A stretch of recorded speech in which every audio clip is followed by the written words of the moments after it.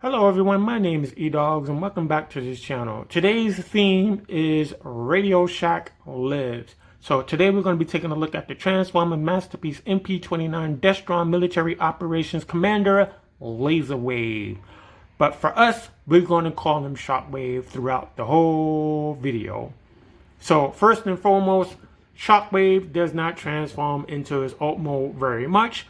But when he does, he turns into what's called a weapons platform in the series. Pretty much he just jumps up in the air, transforms into this gun, and he's able to float and take out whatever target that he needs to take out. Other than that, he can be wielded by a combiner, maybe Devastator or Predaking, just to name a few. The funny part is, when Megatron transforms, he downsizes to a smaller weapon so that somebody in his forces can wield him, where Shockwave maintains his size so that somebody bigger than him can wield him. But enough of that. Let's get into comparison. So the first comparison is Masterpiece Inferno. If you want to see the size of that, much longer than him.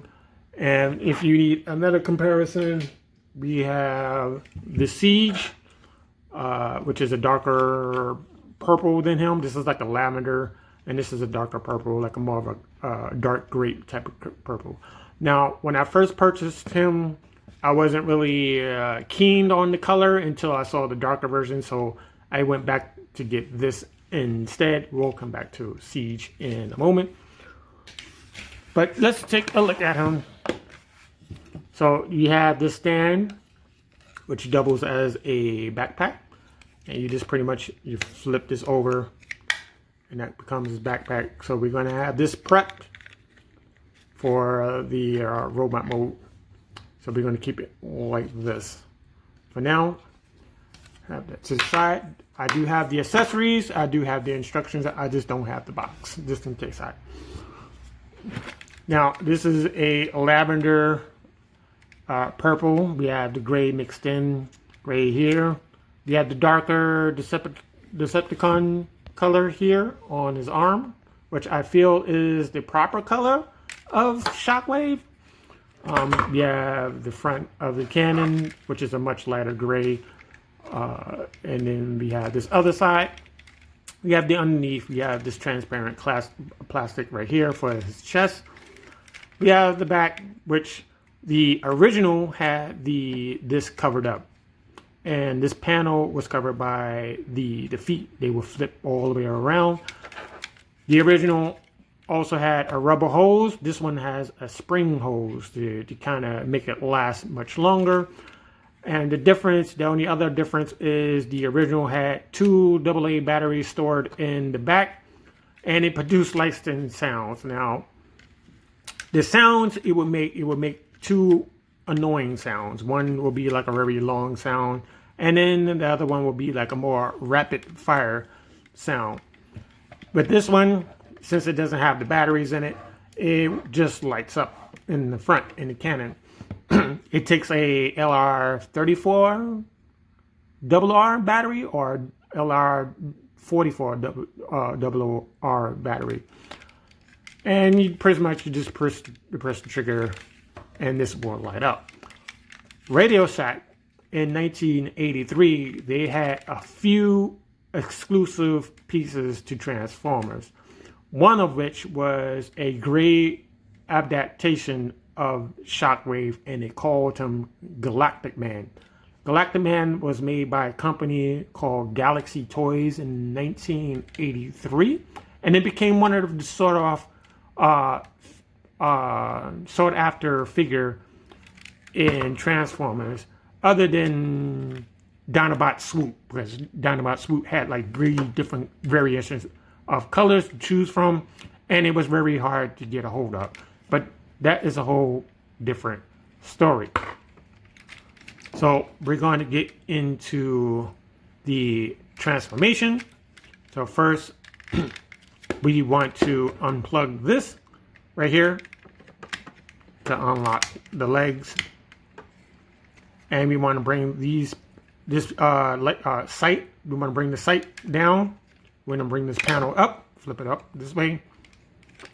Next, we want to swing out these pieces, excuse me, like so, and swing out these pieces like so. So it's going to look like that. The handle of the gun simply pegs into these two pieces right there. You just bring that back, like so. And we want to spread apart the legs like this.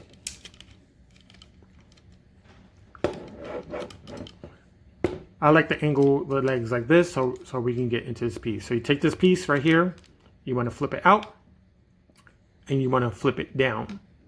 And it's going to create the front of his leg. And it pegs into this little hole right here.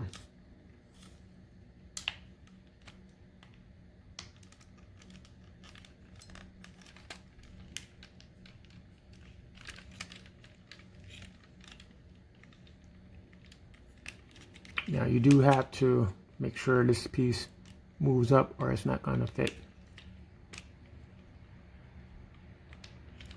And just peg it in like that. While you get here, you can bring the foot forward. Make sure this stays plugged in. You can bring the foot forward. Now the feet are die cast as well as the original.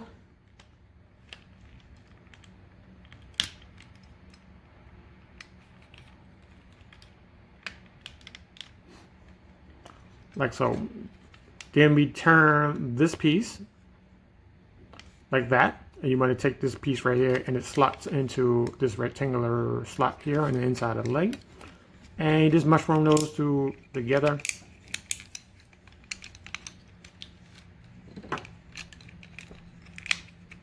Like so. It fits right in that cavity like that. Next you want to turn the leg so it's facing this way. Do the same thing on the opposite side. We want to get this piece right here, bring it out, fold it down, bring it down like so.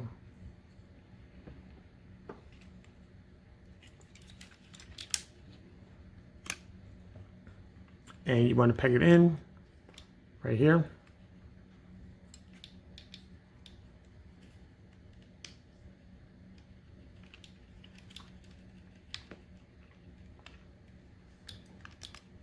Like so, and then you take the feet and you rotate it forward, and it's on a heavy ratchet, and you just want to orientate this so it's facing this rectangular peg right here, and you want to simply just mushroom that together like so. It should look like this.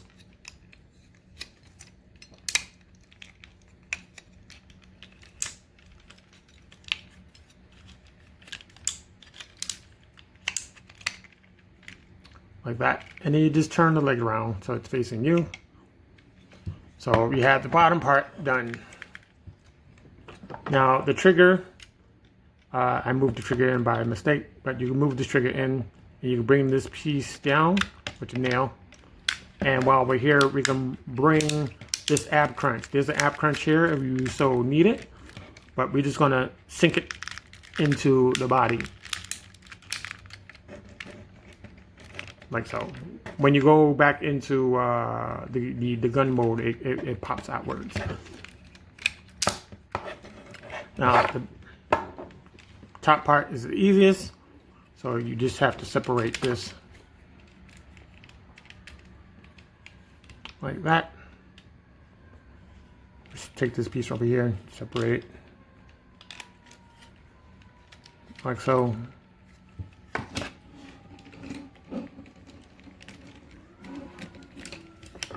Like that. And you want to separate the arms because they peg together. And the shoulders are on nice ratchets. The shoulders are on nice ratchets as well. Now the hose is metal versus the rubber hose on the original to make it last longer. To get the head out, we need to just bring up the head with the ears, kind of get in there with your finger and just bring it up. And it's supposed to snap into place, like so. Now we're going to bring this up on this armature. Now this piece is also die-cast metal, or it's real metal. It feels like more real metal than die-cast. And you just simply want to bring it up. Now you can have this look. Let me just straighten them up a bit.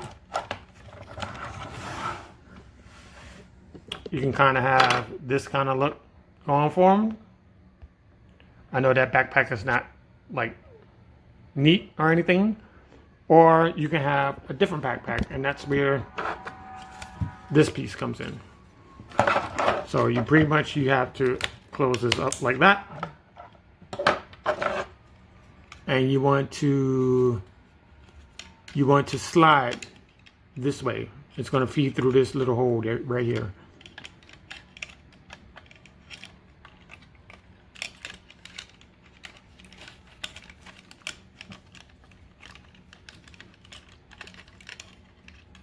So you want to feed it like this. You want this piece, this purple and beige piece to fit through this hole, and you need this thin piece to fit through that hole.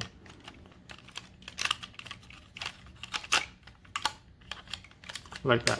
And you flip up. And you enclose this like so.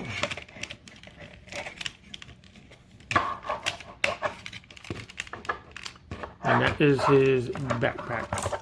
So we're just gonna tidy him up a little bit. Simple transformation.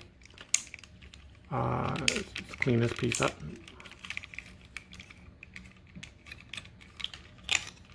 Just wanna make sure that that piece is in there.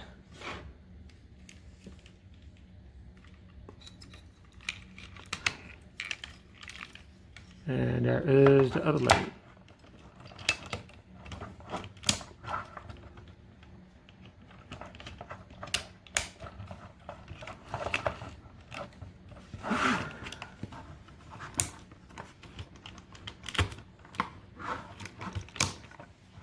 And there you have it. Let me see if I can put him into frame. 1 second. And to give you a comparison, I'm going to give you guys Rodimus Prime. Much taller than him. Kind of crazy how they look together. This is from the side.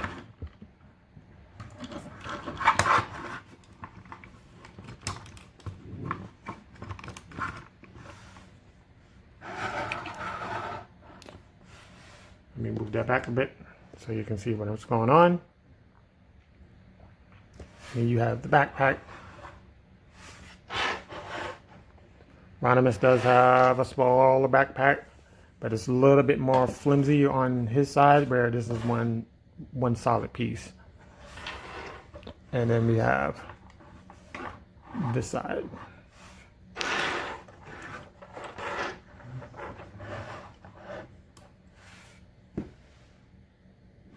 So there you go. So we're going to do articulation, and then we're going to head into accessories. So the arm, due to his left arm, we have this cable. So it's going to be a limit to how far you get it to go. But if you wrap it around, you can get 360 degrees. You can go about that far up on the shoulder. There is a swivel at the elbow. Slightly more than 90 degrees on the elbow as well. This piece lights up as well. And there is a button that which allows you to switch from rapid to long fire, I guess. So yeah, that you have the solid fist on the other side. which we're going to talk about in a second. There's no articulation at the waist. It's just a solid piece. But if you bring up the waist, you get an ab crunch and a twist. But it's not like you can get about that far on this.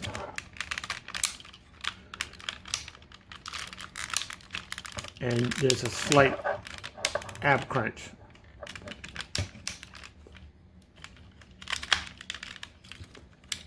Legs come all the way out. If you want to, you can bring, that's as far as the skirt is going to go, but you can bring the leg out that far. Bring it down on the knee, less than 90 degrees on the knee. On the other side, the knee is going to bump into this piece right here. So, I mean, the leg is going to bump into this piece of the back of the leg, and the knee goes all the way back, like so. The feet, because of the transformation, you can go about that far back, that far forward. There is a little bit of wiggle room there on the feet.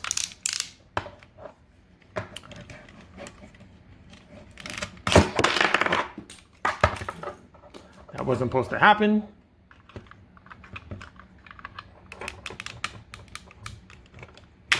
There you go.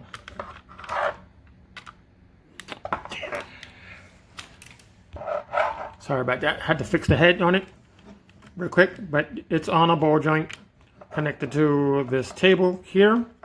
So you only get that much because of this piece right here on the back of his head and that piece. And that way there is a little bit of light piping, but it's not showing up too well today because there is snow outside and it's cloudy, so not too much of that. Now, accessories.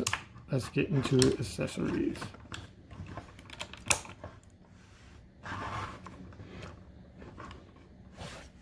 We have this right here. Let's start with this nozzle that you can put on him if you so choose. Oof. And it's like a, oh, how can I say? It's like a dark beige color.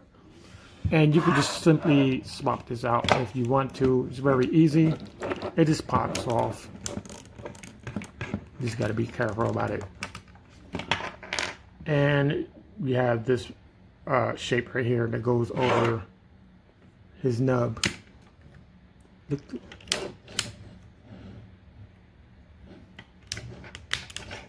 So now you have both hands matching if you want to do that.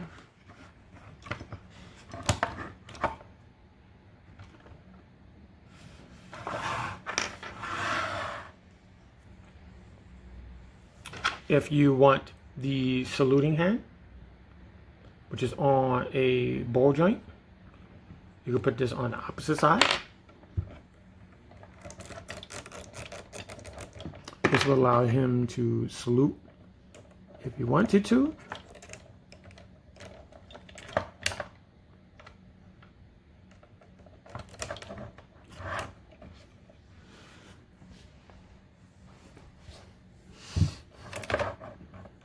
Bring this back. Kind of give him that salute. And you have to use the double joint to get this pose if you wanted to.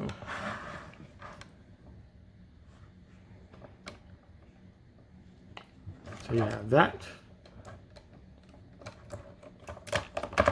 If you so choose, you can have the transparent version of the hand. You can put that on there. We're going to swap out the other side.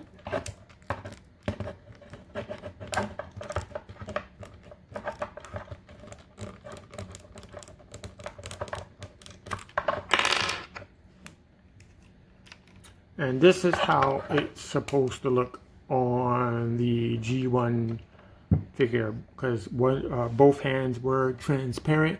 The only difference I see is the original had more of a satin color. It's more a darker color. I got these on the wrong side. But you can put these things on any side you want. It's supposed to be on this side. Turn it around. And you take this, if you want that more of a G1 look.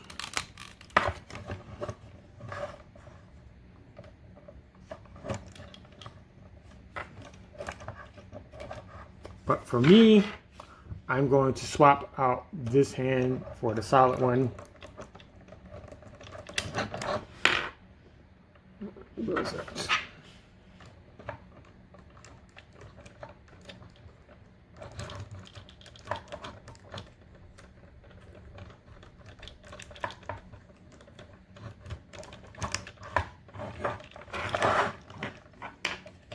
So it's like that. The other thing is on the original, the original Shockwave, it had like these diodes in its chest because there was a circuit board that allow you to produce the sounds by plugging into batteries and stuff like that. Next, we have this little Vulcan gun, which is this little mini gun. Necessarily, I don't put this on here, but I'm just going to show you one time. And pretty much it works just like all of them.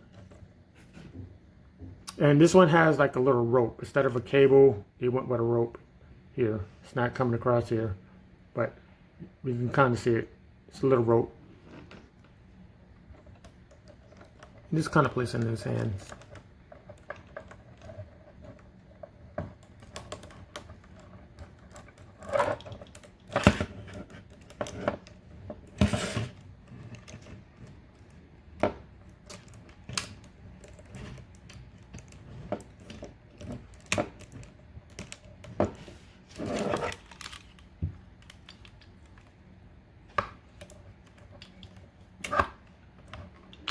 You kind of have that.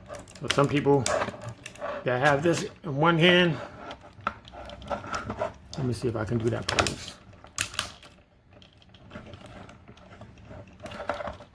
If you bring up the waist, you get that ab crunch, you can make that turn. Bring that up. You kind of have something like that. It's not as good as I saw it on somebody else try to pose it, but it's something like that. So you have a pose like that. So to close out this video, let me bring in Rodimus, who desperately needs an update. Let me see if I find that.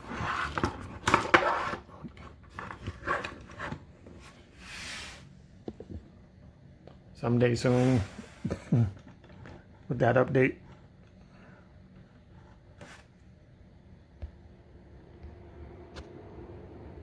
And yeah, now for RadioShack,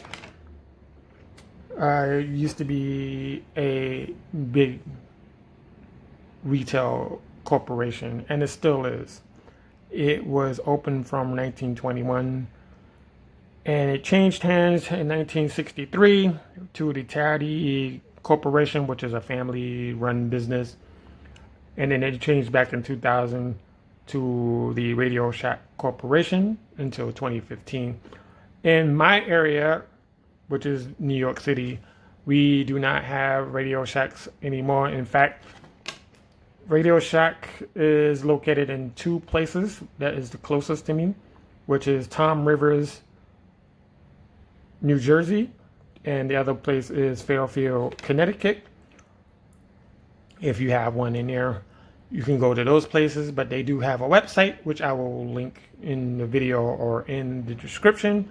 But pretty much RadioShack sold radios, headphones, mobile accessories, antennas, cables, adapters, and wires. So check out their website. Maybe they have something for you to pick up. And it's affordable. It's very affordable. It was pretty much the biggest chain that we had when it comes to electronic needs at the time. But yeah, check them out. So I hope you enjoy this Radio Shack Lives Part 1. There will be a Part 2 very soon.